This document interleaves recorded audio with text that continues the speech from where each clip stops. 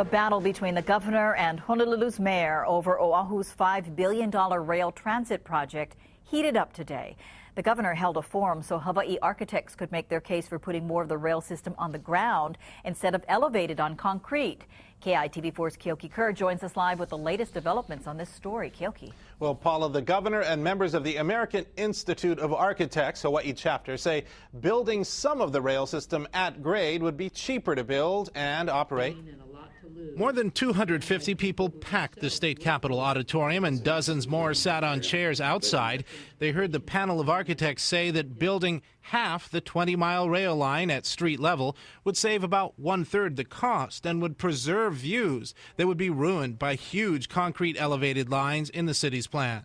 Rail supporters lined up to ask them questions. What makes a 3-story elevated rail any more a blight on the community than your 40-story skyscrapers that run our entire harbor and ocean view? We recognize that we have limited views left from the mountains to the seas, and you need to protect those. Dozens of out-of-work construction workers were there as well. I cannot wait next month, 6 months.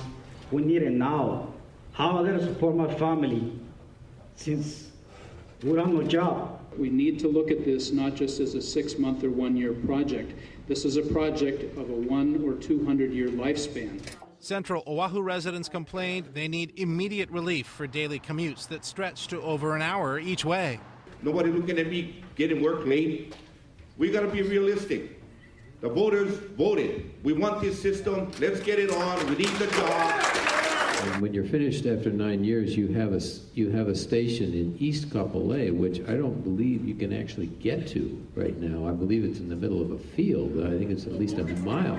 Afterwards, the governor said, in order to get the sign-off from the federal government and or from me, they may have to make some adjustments. Her own departments did not raise the questions she's now raising because they're not part of the process.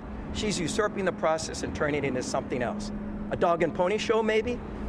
Where she's trying to make issues that are not relevant to this system. Because why? In the end, she doesn't like this system.